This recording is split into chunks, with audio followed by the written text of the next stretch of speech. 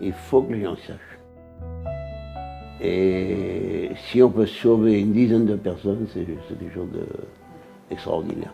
Et moi, je crois qu'il faut parler, il faut toujours en parler, toujours en parler.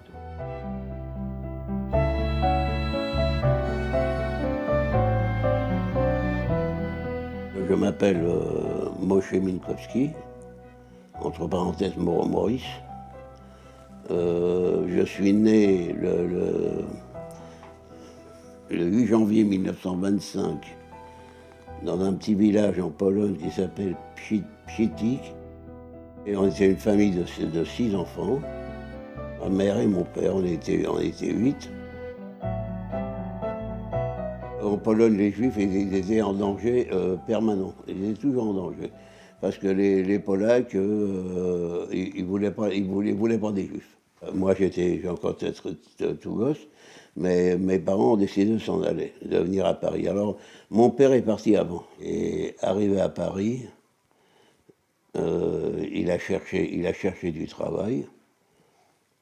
Et on lui en a trouvé, il faisait des pantalons. Un copain, lui a dit qu'il avait un appartement dans le 11e arrondissement, et s'il veut, il peut le prendre, comme ça il pourra travailler dans l'appartement.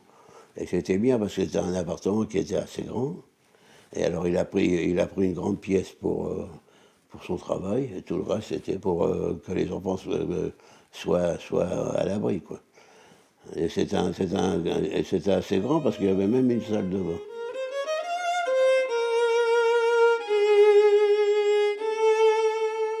À l'école maternelle à 3 ans, on me traitait de sale juif. Rue Papacourt. Et moi, je ne savais pas ce que ça voulait dire, être juif. Et puis il disait, sale juif, va dans ton pays. Alors je voulais savoir, je disais, où est mon pays? Alors il dit, ton pays, c'est en Palestine. À l'époque, déjà, il disait que les juifs étaient en Palestine. Quand il y en a un qui nous traitait de sale juif, on l'attendait à la sortie, et à la sortie, on le dérouillait. Et c'est comme ça qu'on a commencé. Après, on a grandi. Après, on était au parti communiste.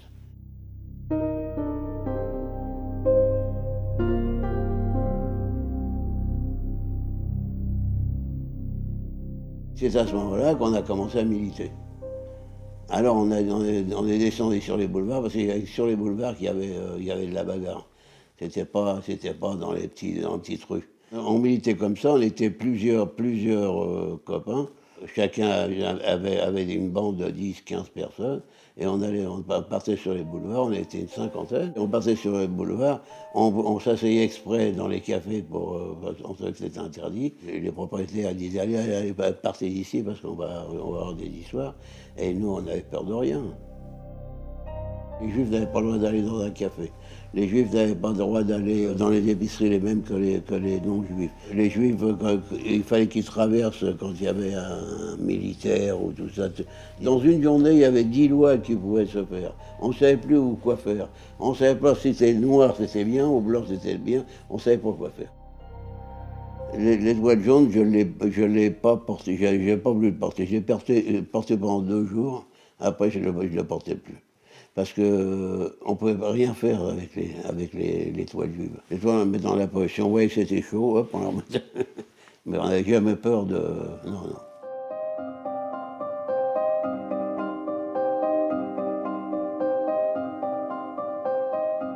Un jour, on tape à la porte, il était 6 heures du matin, et on ouvre la porte, il y avait des gendarmes, et il y avait des inspecteurs de la préfecture. Alors, monsieur Minkowski, oui, habillez-vous, on vous emmène. Alors pourquoi?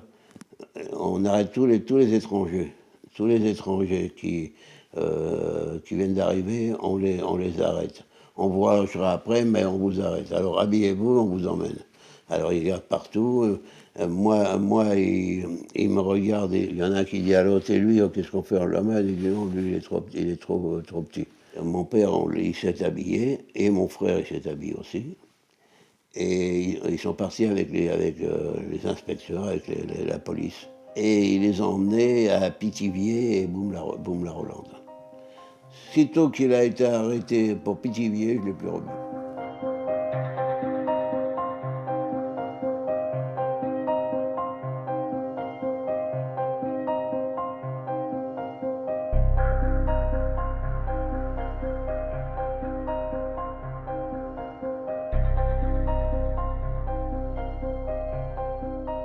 Quand on a vu qu'en zone occupée, on ne pouvait plus rien faire, parce qu'ils arrêtaient, à chaque fois, ils arrêtaient les Juifs. Ma mère, elle m'a dit à moi, toi, tu t'en vas, tu t'en vas.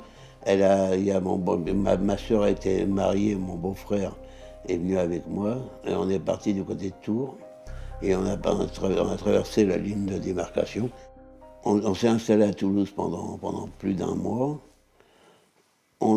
Pour vivre, on faisait les marchés. À l'époque, on vendait du cirage en démonstration. Alors on montrait la qualité du produit, et puis on faisait briller la chaussure. Mais on savait que ma mère et les enfants, ils étaient à Paris et qu'ils n'avaient pas à manger. Alors on essayait par tous les moyens de leur envoyer de l'argent.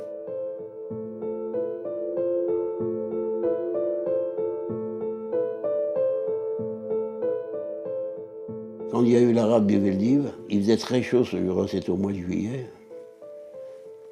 Il faisait très chaud, alors elle avait ouvert les fenêtres, et puis elle a regardé par la fenêtre, elle a vu des policiers avec des femmes et des enfants.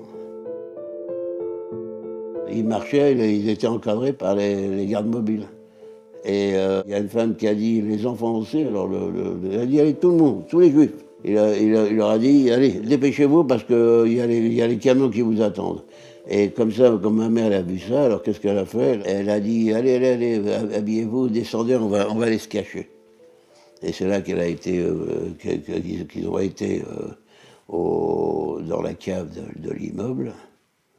Et il y a la concierge qui lui a dit, Madame Minkowski, sortez de là, parce que si ils voient que vous êtes là, ils vont dire que c'est moi qui vous ai caché, on va me fusiller. Alors ma mère, elle a pris ça, le rebond, elle a pris ça, et elle a dit, Madame Register, si vous dites qu'on est là, il va dire que c'est vous qui nous avez caché. Les policiers sont arrivés, ils ont demandé après nous, après la famille Minkowski, parce qu'ils avaient des listes. Et elle leur a dit, ils sont partis en zone libre. Juste après, quand elle a vu ça, il y avait un monsieur qui vendait il était chiffonnier, il vendait des vêtements, plein de choses dans la cour. Elle s'est arrangée avec lui. Et elle habillait tous les enfants et tout ça, elle les a cachés en dessous des bâches. Et puis ils sont partis en zone libre. On habitait à Villeurbanne avec ma mère. Un jour, comme d'habitude, on allait au marché. Ma soeur s'était mise un peu plus loin. Moi, je me suis mis sur un autre côté. On a fait un dévalage, comme tous les quelques jours. Tout d'un coup, est arrivé les Allemands. Alors, c'était Barbie. Barbie qui est arrivé avec deux autres, ils étaient trois. Alors, police, montrez-moi le papier, allez vite, Schnell, il commençait à hurler, tout ça. Et tout, s'il ne nous frappe pas. Et on a fait remballer, ils ont été chercher mes sœurs. Ils ont été les chercher parce que j'ai été dénoncé. Ils ont dû dire que c'était mes sœurs. Et ils les ont fait remballer aussi. Et puis, ils nous ont emmenés à la commandanture, qui se trouvait place des Bretons. Il nous faisait peur, il lançait des trucs, il sortait des revolvers, il tirait sans nous viser, mais rien que pour nous faire peur. Elle a avoué qu'est-ce que vous avez. Puis comme moi j'avais les clés de chez ma mère, ils m'ont demandé qu'est-ce que c'était ces clés. J'ai dit c'est des souvenirs. On habitait à Paris, j'ai gardé mes clés. C'est pas vrai. Alors ils nous faisaient descendre dans la cave. On restait 4-5 heures, ils nous faisaient remonter. Et ils recommençaient toujours ça, ils nous frappaient, tout ça. Et puis, ils nous lâchaient pas, quoi. On est resté 4 jours. 4 jours et 5 nuits, je crois. Et c'est la nuit qui nous réveillait exprès pour qu'on avoue qu'on avait du monde, qu'on avait caché les armes, il y avait tellement de choses qu'ils nous reprochaient. Après, ils m'ont emmené au Fort Montluc. On est resté, je sais pas, on est resté peut-être 2 mois et demi. Et après, ils voulaient nous faire partir pour aller à Drancy.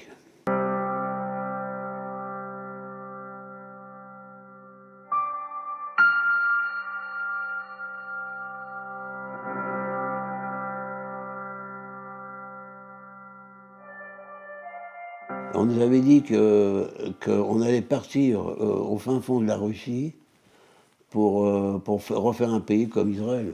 Alors on nous disait toujours, et où est-ce qu'on va? On ne savait pas où on est. Alors ils avaient trouvé un mot, ils disaient Pichipoy. Et où c'est Pichipoy? C'est en Russie, là-bas, au fin fond de la Russie. On ne croyait pas, parce que c'était pas plausible. Hein, quand on nous aurait dit, par exemple, on va vous envoyer en Israël, on aurait compris, mais pas là. Un jour, on nous dit qu'on on s'en va, on part en transport. Préparez-vous, parce on va venir vous chercher, on va vous emmener. On ne nous a pas dit qu'on allait en Allemagne. Hein. Il y avait un train avec 60 wagons, je crois, en tout. Il n'y avait pas assez à Drancy. Ils avaient besoin de, je ne sais pas combien de têtes. Ils ont été chercher des enfants dans une école juive à Paris. Il y a eu 130 gosses qui sont partis avec leur professeur, la morale, qui les accompagnait. On était dans le wagon, il y avait tellement de monde, on pouvait pas se coucher tellement, c'était pas assez grand, quoi. Et au milieu, il y avait un paquet de pain, des pains de 2 livres, et puis on cherchait quelque chose pour manger à côté, il n'y avait rien. Il n'y avait ni eau, il n'y avait rien, il n'y avait rien du tout. Il n'y avait que le pain, c'est tout. Il y en a un qui prend un pain, il le casse, il y avait des lames de scie. Les copains de la résistance savaient qu'il y avait ça. Alors on a cassé ça, on a commencé à scier. Et tout d'un coup, le train s'arrête. Et ça commence à hurler. Les SS, ils commencent à taper, à tirer et tout ça. Les chiens, ils sont là, ils veulent bouffer tout le monde. Alors ils ont trouvé dans un wagon les scies. Alors ils ont déshabillé tout le monde et les ont mis tout nus, parce qu'ils savaient qu'ils voulaient se sauver. Ils ont pris, ils ont marqué le wagon avec 2 croix, pour que quand ils arriveraient à Auschwitz, qu'on les emmène directement au four crématoire. Et puis à un moment, le train s'est reparti, et on est arrivé à Auschwitz.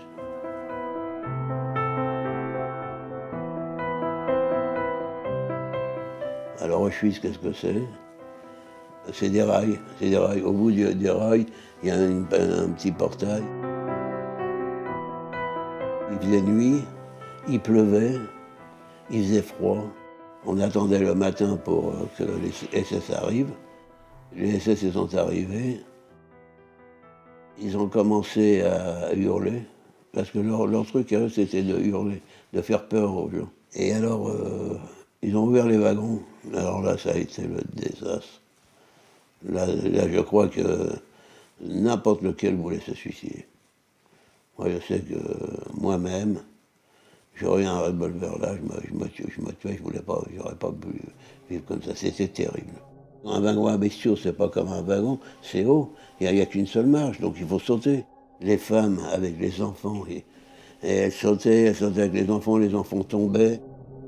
Il y en a une qui a sauté sur un SS, parce que le SS prenait son gosse, prenait son petit bébé. Il a pris le revolver, il l'a tué. Ça a été un drame épouvantable. Et en même temps, ils ont fait les sélections. Parce que les sélections, c'était quoi? C'était le travail et la mort. Où on pouvait travailler, où c'était la mort. Ils ont chargé ceux qui ne pouvaient plus travailler, des personnes âgées et tout ça, ils les ont mis dans des wagons. Les enfants, tout ça, ils les ont mis dans des wagons. Ils allaient directement au four crématoire, ils passaient. Alors, le formatoire, c'était quoi? Le wagon rentrait. Les gens, on leur disait de se déshabiller parce qu'ils allaient prendre une douche. Alors, les gens se déshabillaient, on leur donnait des vêtements et puis une serviette. Ils rentraient à la douche, et au lieu qu'il coule de l'eau, il coulait du gaz. Et les gens y tombaient. Ils attendaient un petit peu. Une fois qu'ils étaient tous morts, ils ouvraient, ils balayaient tout ça, et ils les mettaient à un autre endroit et ils s'en allaient au four crématoire. C'était automatique après pour partir comme ça. Il y a eu des centaines et des centaines de morts là-dedans. Pas qu'avec nous, parce qu'il y a d'autres, des trains, il en arrivait 3-4 par jour, hein, et par nuit. Ça, nous, on ne le savait pas encore. Nous, on était prêts à partir pour travailler. Les travailleurs, on On était moins nombreux. On a été, il y avait que, je sais pas, 4 kilomètres à faire. On a été à pied. Ils nous ont fait descendre dans la cave. Là, ils nous ont donné les douches qu'il fallait. Ils nous ont habillés. Et après, ils nous ont marqués avec les numéros du bras. Tous les hommes, les femmes, tout ça, tout le monde avait. Alors là, moi, il me l'avait fait petit, mais il y en a qui l'avaient tout. Ma soeur, elle en avait un qui était grand comme ça, de l'autre côté.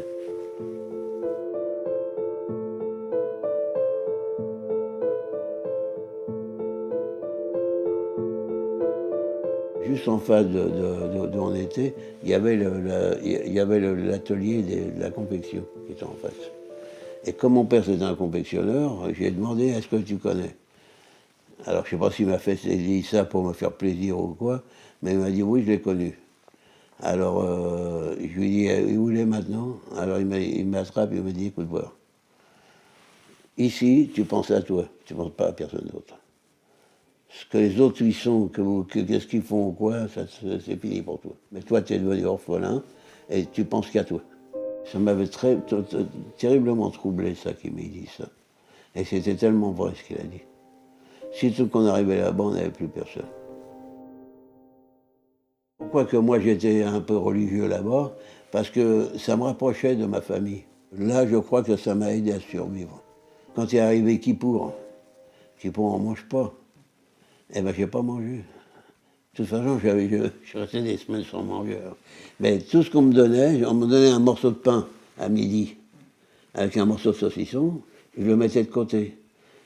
Le matin, la flotte, je la jetais, et le soir, ils m'ont donné un bol de soupe. Et j'ai gardé tout ça, et j'ai fait la fête avec ça. Et pourquoi je le faisais? Ça me rapprochait de ma famille. Je savais que ce jour-là, à ce moment-là, ils étaient à la synagogue et qu'ils pensaient à nous. Et c'est pour ça que je l'ai fait. Quand on allait travailler, à la sortie du camp d'Auschwitz, il y avait les SS qui étaient là, il y avait la musique. Il y avait la musique pour entraîner, pour aller travailler. On comptait les prisonniers. S'il n'y avait pas le nombre, ils rentraient à nouveau, ils se mettaient au garde à vous, on recomptait tout le monde et on attendait qu'il y ait le compte avant de pouvoir repartir. Et celui qui s'enfuyait, le soir, après manger, il nous disait de se mettre au garde à vous et il pendait ceux qui avaient voulu se sauver. C'est pas ça qu'il faisait pas pour s'en aller. Parce qu'il y en a qui se jetaient sur les fils de fer barbelés pour pouvoir finir leur vie.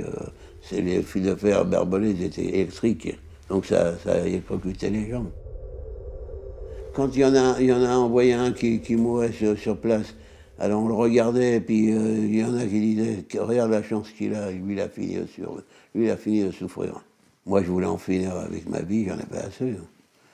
J'en avais assez, et puis les copains me disent ne fais pas ça, on doit rentrer, on doit expliquer, on doit dire. Parce que tous mes copains ils m'ont dit tu raconteras. Tous les copains qui sont restés là-bas, ils m'ont dit tu raconteras ce qui s'est passé. Et c'est atroce. Ce qu'ils ont pu faire à un être humain, c'est quelque chose d'épouvantable.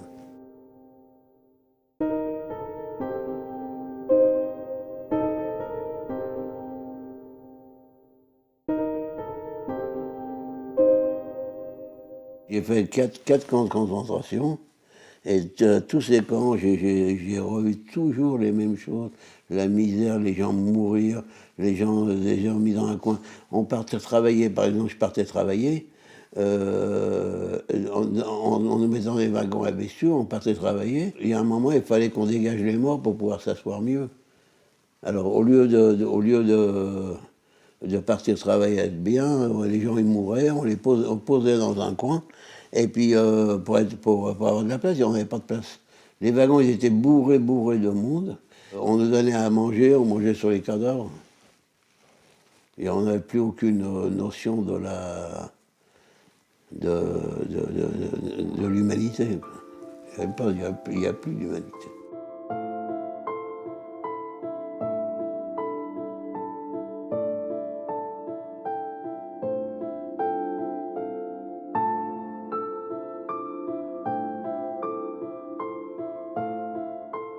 Quand les Américains ils sont arrivés, ils ont ouvert la porte et ils ont vu tous ces cadavres par terre, plein de cadavres. On les ramassait même plus tellement il y en avait. Ils ont regardé, ils ont commencé à pleurer. Les soldats eux-mêmes ont pleuré.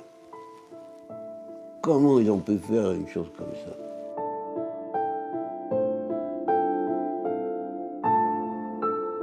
Ils voulaient faire plaisir aux déportés. Ils ont ouvert les cuisines.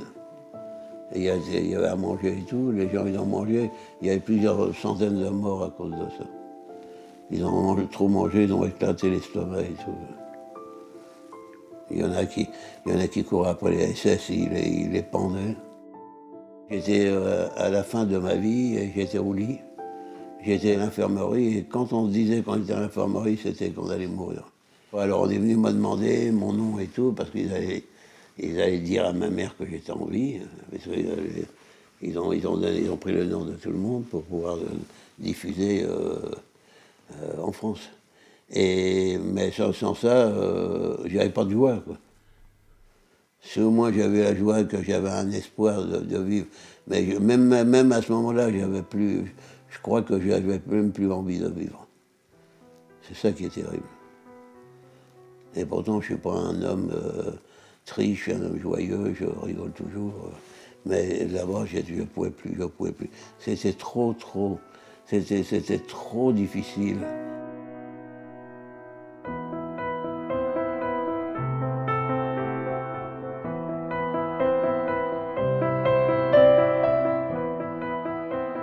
Ils m'ont rapatrié à Lyon.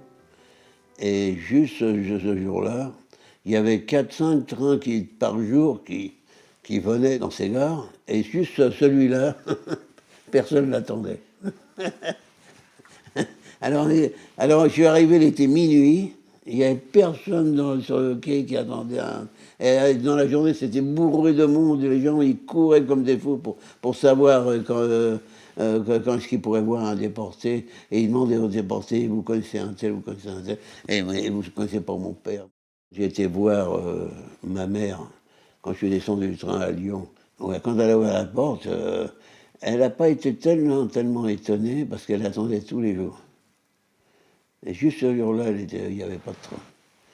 Et elle a pas été... mais elle m'a pris, elle m'a déshabillé, elle m'a mis au lit, elle m'a donné à manger. Et tous les jours, toutes les heures, elle me donnait à manger. Je pesais 29 kilos quand j'ai été libéré. Elle m'a donné à manger toutes les heures.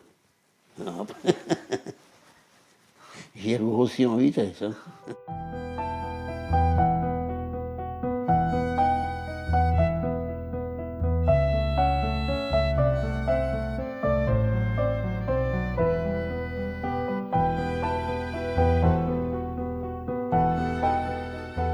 Pour moi, c'est très important parce que si on ne parle pas, c'est entrer dans l'oubli.